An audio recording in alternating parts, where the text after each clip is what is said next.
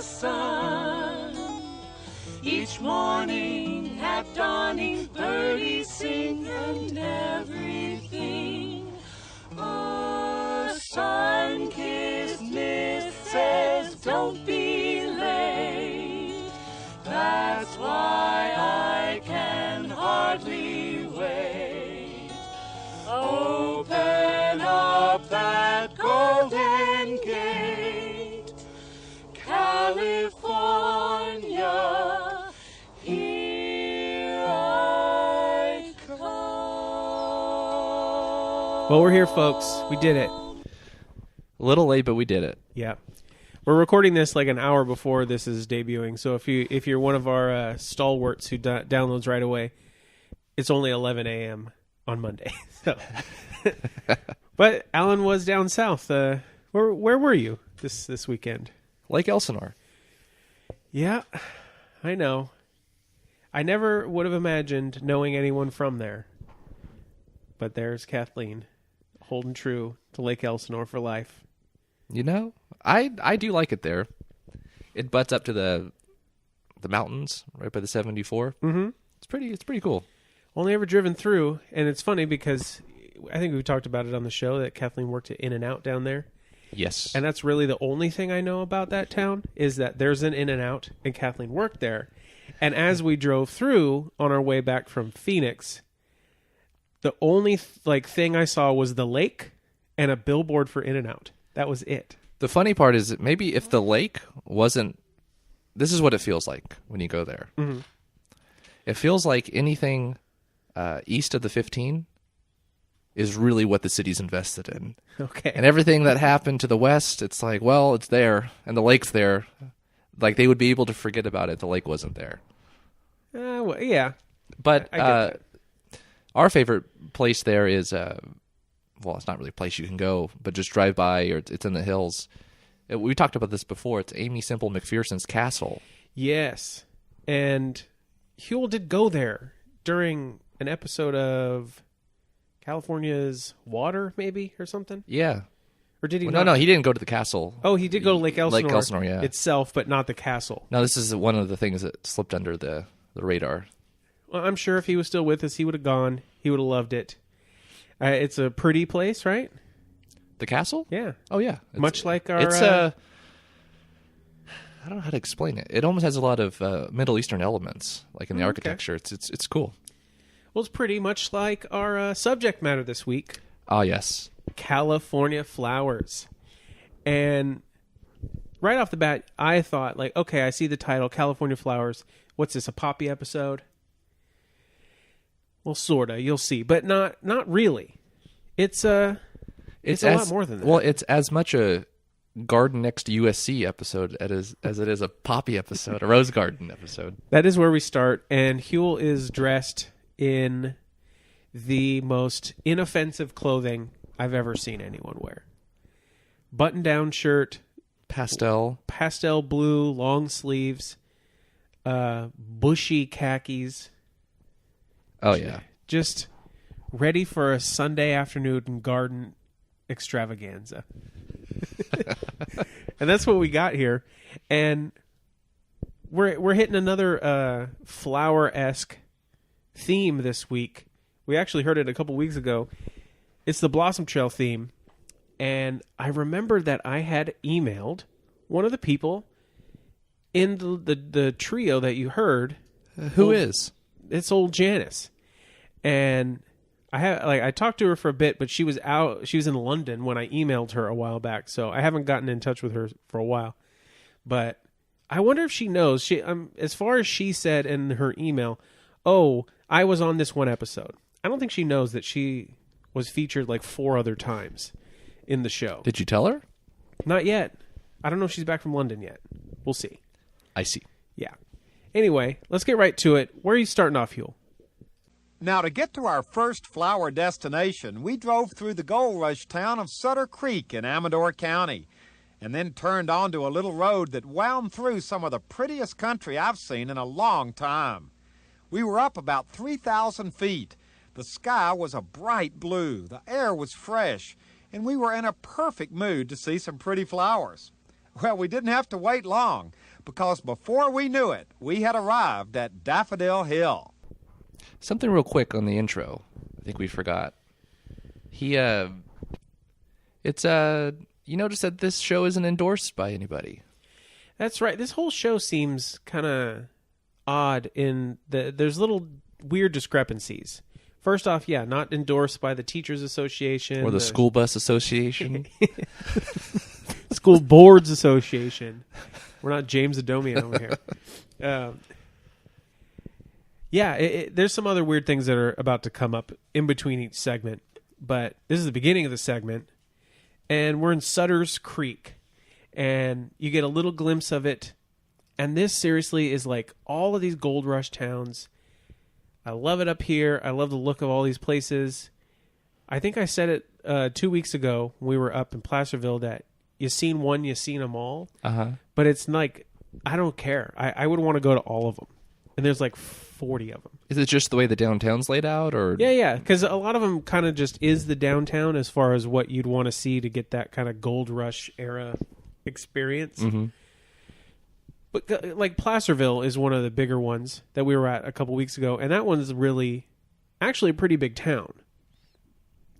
Like it's got a Walmart and a Home Depot. But you're not going to see that. You could do that, whatever. But it's like our downtown is a certain aesthetic of that kind of more metropolitan style downtown, even though ours fell all down and had to be rebuilt. Right. Bakersfield or the Tehachapi earthquake of 1952. These Gold Rush ones, everything looks like it's made of wood. And like, how did this not burn down? Right, I mean, know. Maybe right? it did. But we're not even here to really see this town. We're here for the flowers. That lady in the blue. So this first interview right here with the highlighter couple. Mm-hmm. It's funny you call them couple because The bro and sis, huh? bro and sis, yeah. Well, you never know. We'll say where we are. We are at Daffodil Hill. That's right. It's nowhere at all what you'd expect to find in Gold Rush country, at least me. And yeah, this couple, bright as could be. I don't think there's a color brighter on the spectrum. No. And, they are the owners and operators of Daffodil Hill. And they have to wear daffodil-colored things. I get it. But, like, this highlighter and, like, everything, hat, shirt, jacket, sweatshirt, everything is as bright as could be. Oh, yeah. It's like a maintenance crew. Yeah. So who are these people? That's Mary and Art. Yeah. Mary and Art. I should be more articulate with that. Not Marion Art.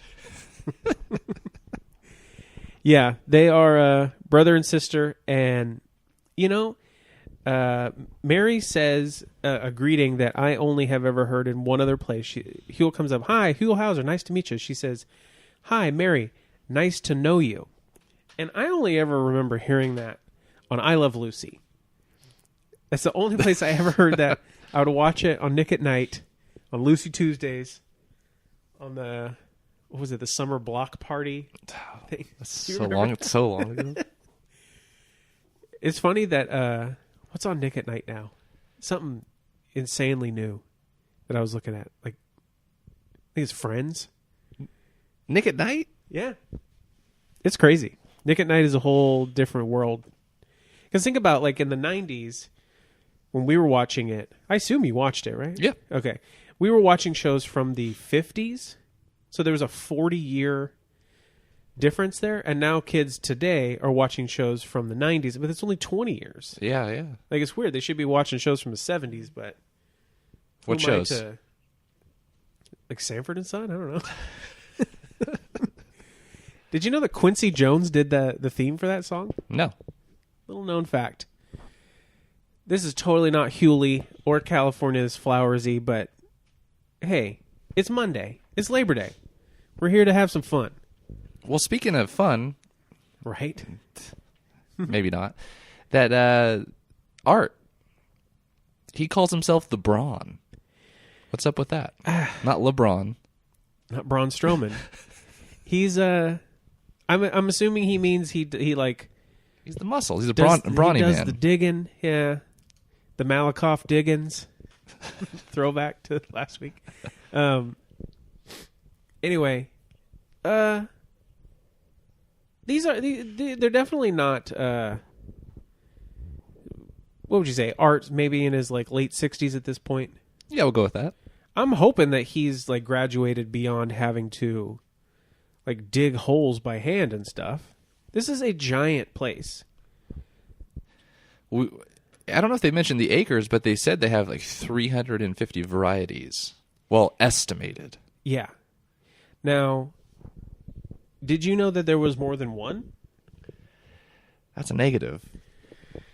Oh man. I mean, we're definitely not we're total amateurs in this area of California's gold here. Flowers definitely not our foray. Our flore? No, but really, I don't know really a lot of Because information. Kathleen likes plants, but not like flowers necessarily, right? Like houseplants and... Yeah. I always think it's succulents, and she's like, no. I mean, sometimes, but it's not really her thing. I didn't know that succulents were something. I thought succulents meant like houseplants, like just things that...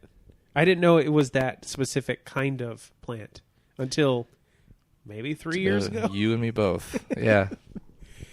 So there's a lot of interviews going on in this show, and totally the kind of people you would expect at Daffodil Hill, which, you know, is just a big flower field in the middle of kind of the forest on the side of a hill. And unfortunately, they're all kind of quick, and we don't get anyone's name. But there's one guy in this green plaid shirt at about 6:55 that does he remind you of anyone? Maybe our late great former mayor Harvey Hall. Oh, wow.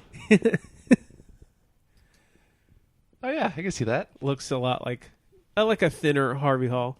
It's funny. I was so focused on the next guy. The next guy, which him or his son, because it's basically kind of a mini-me situation going on. That's true, but his pants just grab your eyes.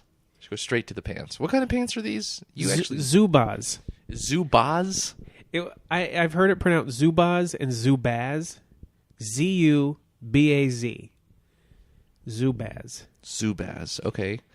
Well, these are the pants that he's wearing, but to me, this always strikes. He's at least like an amateur WWF wrestler at this point. Yeah, like he would do enhancement matches when.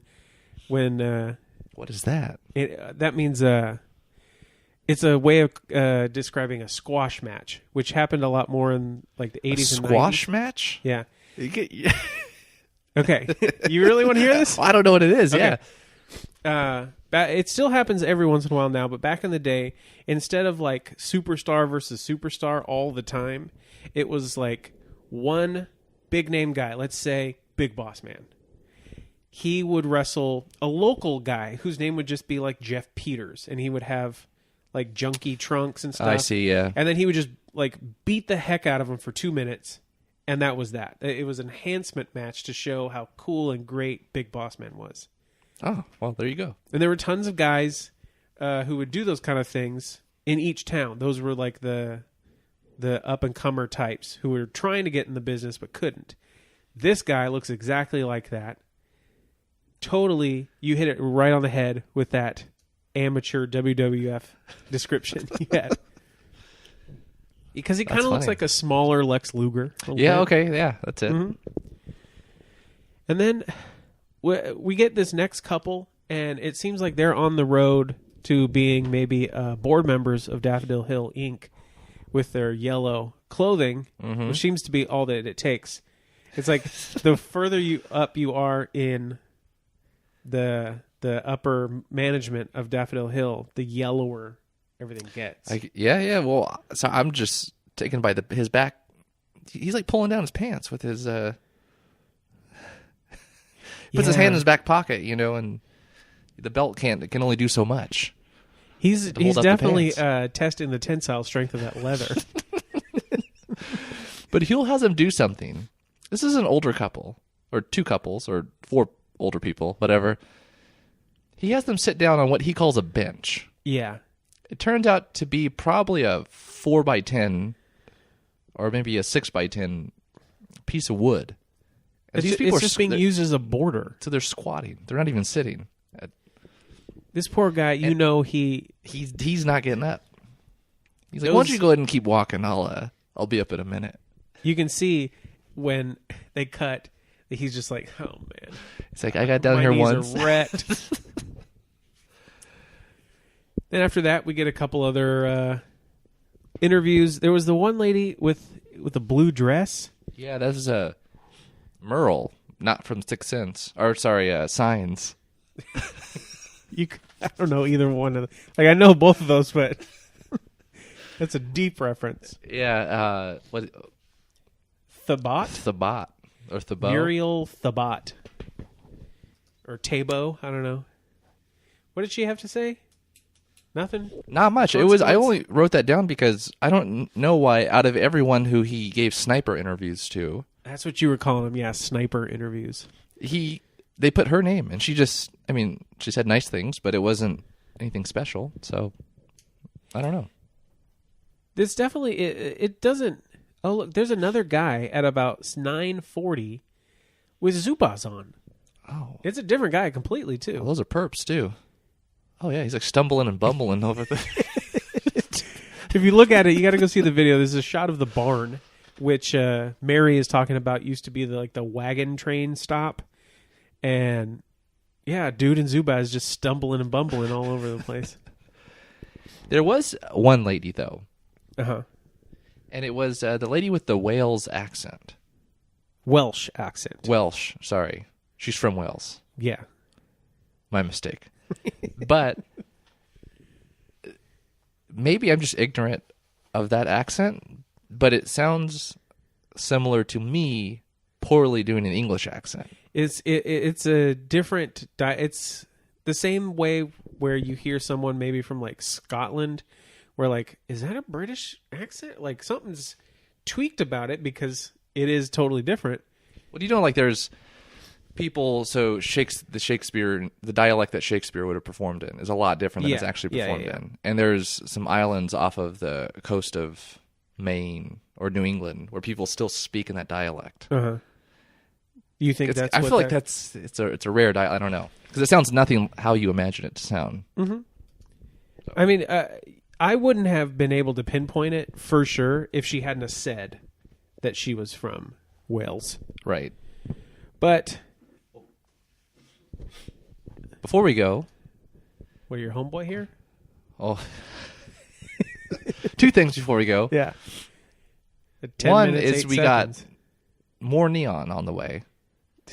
Where's this at? This is at 10:10. Yeah. I just put Neon Gecko Man. So, like, neon, like, highlighter yellow running shorts with that ubiquitous 90s Gecko Hawaii shirt. That, man, I had so many of the... Like, I remember, I think my 2nd grade school picture is me with a black shirt with, like, a bunch of little purple geckos all over it. Like, that was my favorite shirt. I like black and purple. Yeah. As a scheme. Yeah. Is that why you guys had band shirts with that color scheme? It might have been... Or Undertaker? No? Yeah, that's it. Too much wrestling talk. What was the second thing you had? Mary, at least in this instance, apparently is a believer in private environmentalism. And That's right. How did she word that? She was very, not strong language, but I mean, it was absolute. It was strong in tone, for sure. I don't ever want to hear that the public doesn't take care of the land, because they do. Don't you ever say that around her. Don't even utter the words. The public takes care of the land. It doesn't need to be owned by the government. And she said the peacocks, because people have to walk by her. And it was almost like, well, because we'll enforce it. But then it was almost like, oh, they don't do it on their own. And then she said, oh, well, the peacocks might see them. Yeah. So there was that. And then the last bit I think it was Art, maybe. I forget exactly who it was, but he said, well, we're a little closer to God. He takes care of us. What, is that an explanation of the flowers? And I thought maybe it was like an altitude joke or something. I don't know. But the other like weird little tidbit, right, is this... because it requires no maintenance, is what he was in the context. Okay. All right, that makes sense. Well, not really, but I get where he's coming from. But the other weird thing, keep in mind, we're in season 4, 1994. There's a website at the end of this segment. Now, what does it say? www.amadorcountychamber.com. So it was like a collection of businesses that you could find the information. Yeah, bro. Thing is, there wasn't like a full-on internet like this back then. Bro, it's a Netscape. This is before Microsoft introduced Internet Explorer to try and take down Netscape. Right before they tied it to when you buy their machine, you have to have Internet Explorer. Yeah. Which eventually led to them being labeled a monopoly by the Senate. Yeah, because they called it tying. Yeah. But either way, yeah, I think this might have been added on, and it seems like there's another point too where it seems like maybe Huell went back in later years and said like, "Hey, well, let's throw this on." I don't know. Maybe Huell was so much on the cutting edge of technology that he knew that the website for Amador County would be AmadorCountyChamber.com. That's true. Either way, we've been way up north. It's too cold up here. We need to go down south. Where are we going? I don't know. Huell, tell us where we're going. Next, we headed south for the beach, the town of Carlsbad to be exact, which is located 35 miles north of San Diego. Now, Carlsbad is one of the most picturesque coastal communities in Southern California. It's also the home of one of the most spectacular springtime sights you'll find anywhere in the world. You get just a glimpse of it from the highway, and when you pull into the parking lot of Carlsbad Ranch, you see even more of it. But when you finally park and get out of your car and walk up to it, it is literally breathtaking. There it is. Beautiful Carlsbad.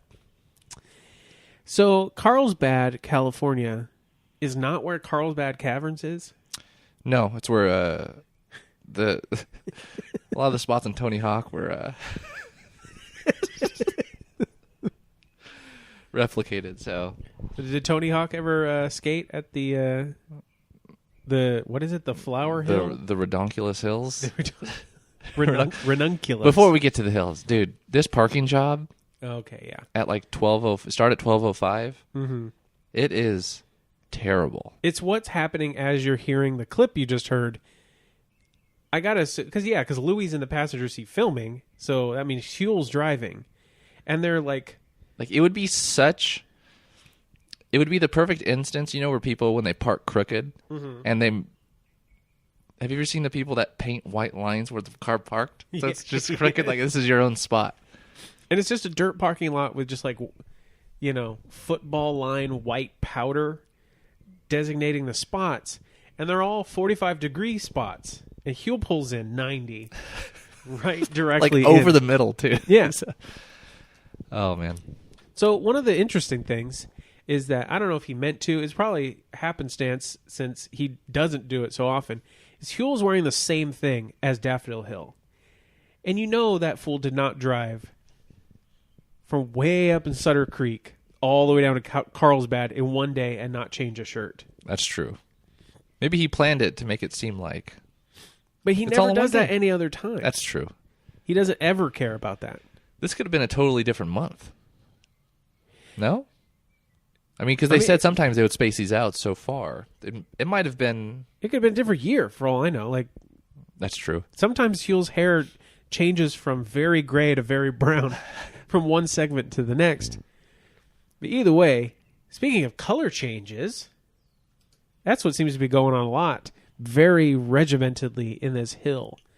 What is this place called again? This is called... I thought ranunculus hills? I didn't write it down exactly. The flower fields is what we're going to hear about Right. in a little while. But really, it is just a big a field of flowers. Right, but these flowers were planted by Ed Frazee. Frazee. Frazee. Okay. So this is what he said. He calls Ed Frazee the best ranunculus grower in the world. And so I said, I'm going to see who Ed is. Yeah, okay. Okay? So this is Edwin Frazee. Yeah. Let me tell you a little about Edwin. Hit it. Well, let's go by Ed. History time. He quit high school at 16 to work full-time on his pop's flower fields. Okay. So his dad started the business. Okay. He was the guy who ended up taking over the business, and it was called Frazee Flowers. And at one time, it sold the most ranunculus, I think, flowers or bulbs or whatever it is, in the nation. Not in the world, right? Right. In the nation. Well, that's what I got. So Ed, a little bit about him, he was terrified of public speaking. So much so that when he became the president of the Rotary Association Yeah. in Carlsbad, he went to Toastmasters International. Learn how to speak in the public. And some people said like a school? no, it's just the thing for public speaking. You go with other people who are afraid of public speaking, and then you get better at it. Like the King's Speech. All right. That sounds good. Okay. But he, it's a little bit about Ed. I'm trying to think. There was something else that they mentioned about Ed.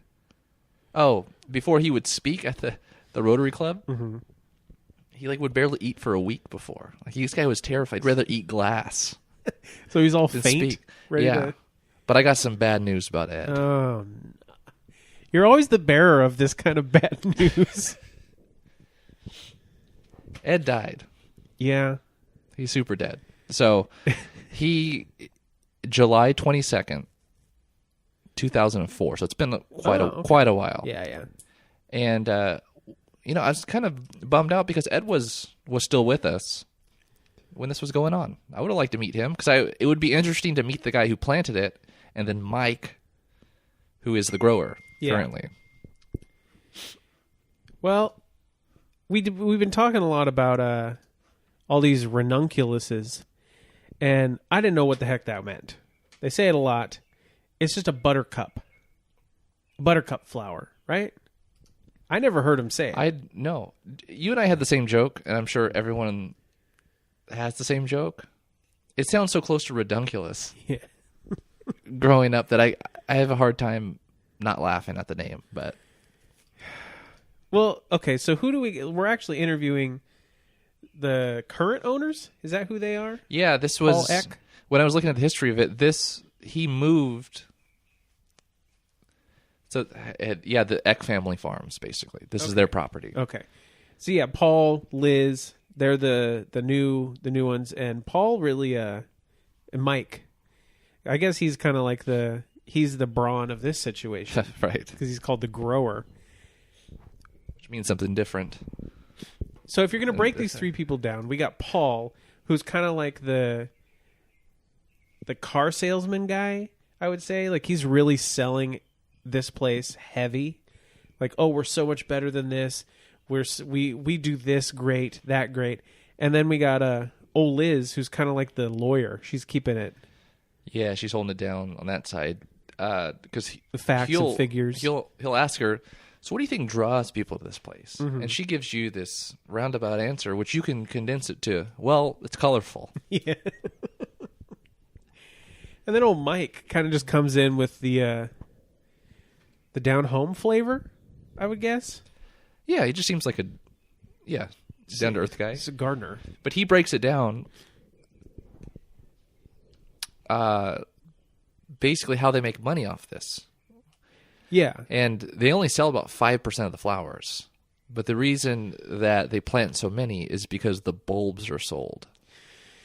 Yeah, because usually, and I think Liz was talking about this, how most places, most flower growing operations, they're not actually growing the flowers to the point of blooming, that would kind of defeat the purpose because then they're just going to fall apart.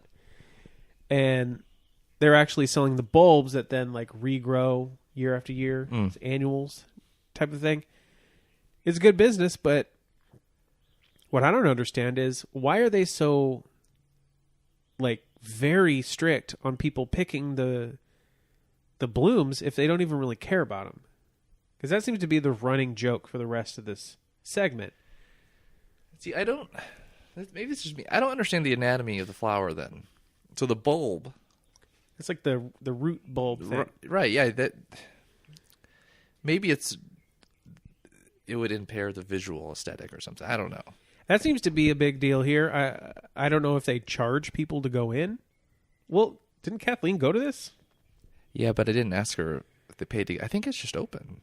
It seems like it would some be. people they're talking about they're just stumbling on the place.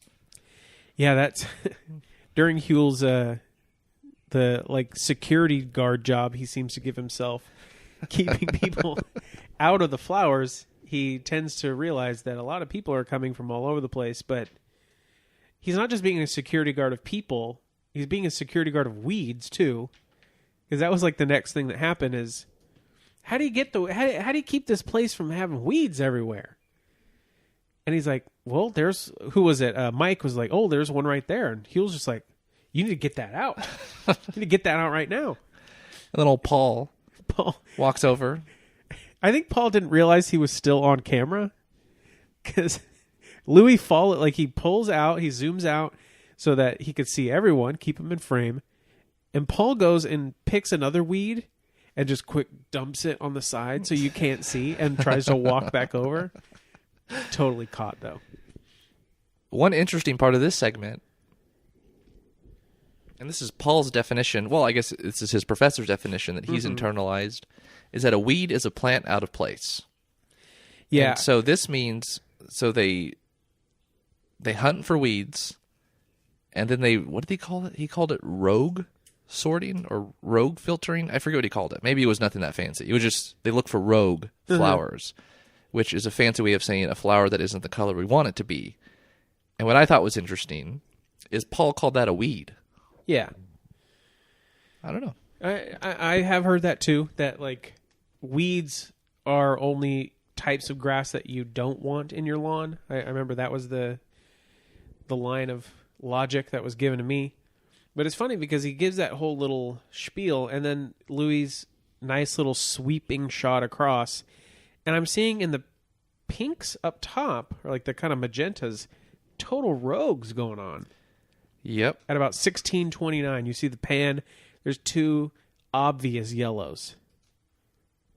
This is a very segregated situation going on here. Except when it's forced this forced integration of flowers.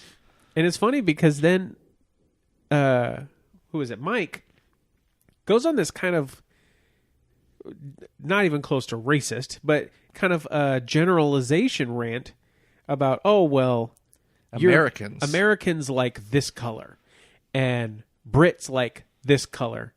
And then the only reason it even has the tinge of anything a little sketchy, a little weird, is that he says Asians, they like yellow.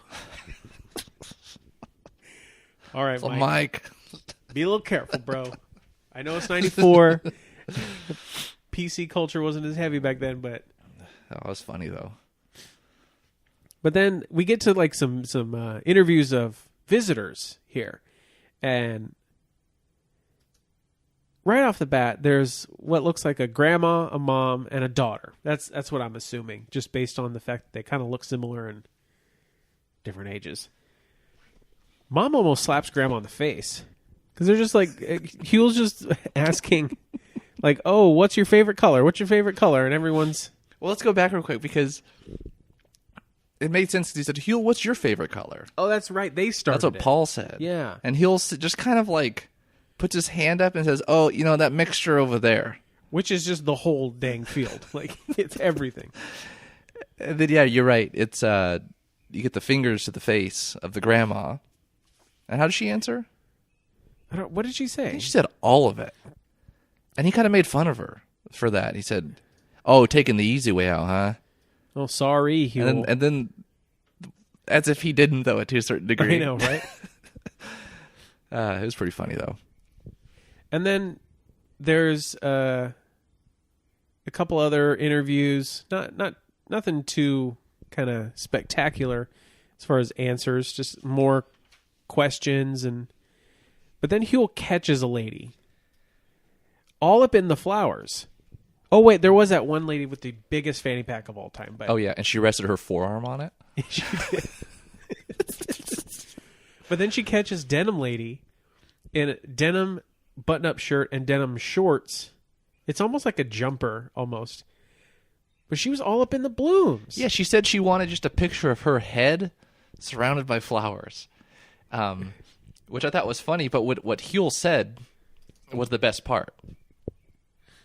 He said, "Hey, what you're doing? What you're doing's not right."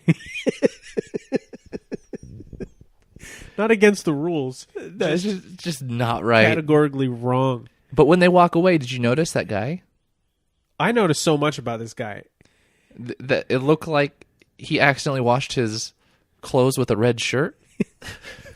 I think he's in a really bad mood about it, too, because as he's walking, which I don't even know if this kid he just grabs a kid's head, shoves him out of the way. Yeah, he grabbed him by the face and turned it.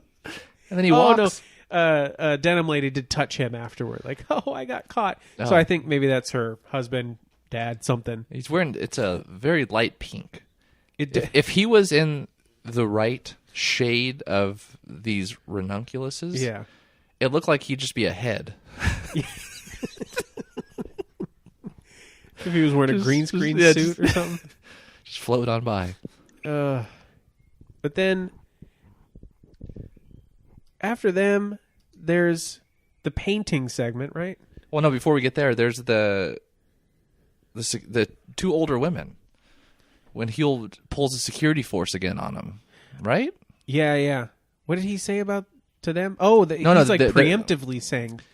Oh, they're after the painters, though. We can talk about the painters first. Yeah, painters. There's like a row of tables with people painting these flowers. And when we were watching this video earlier, I said it kind of already looks like a color palette. You could just take the palette and slam it on the canvas Just and you're smear done. I don't understand the appeal of wanting to paint this like very rigid rows of color. That and why you'd be annoyed at it. Well, there's different opinions on this. One lady said, "Oh yeah, Huell said this must be an artist's dream." Yeah, and she says, "Yeah, or a nightmare." So, oh, and everyone else seems to enjoy it though. Maybe she had only a little bit of paint left, and she's just like, "Oh heck, I'm coming. I'm going to use all my stuff. I'm going to have to go to. I'm gonna have to go back to Michael's." And... Oh man. But yeah, after that, after the painters, Huell hits up the one lady that he, preemptively tells not to get in the flowers. No, it was what did she say? She wanted to collect a bouquet, one of each color. Oh, that's what prompted him. And then he says, basically, you're not supposed to do that. And then he says, quote, "Security better take a look for you two." End quote. And it's like totally feigned. He's like looking over, just security. I'm being an actor right now.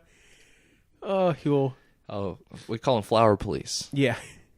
This poor lady's just hanging out in her turtleneck. When he felt kind of bad for her, she's like, "Oh no, we won't take any." And she's walking away. "No, we promise we won't take any.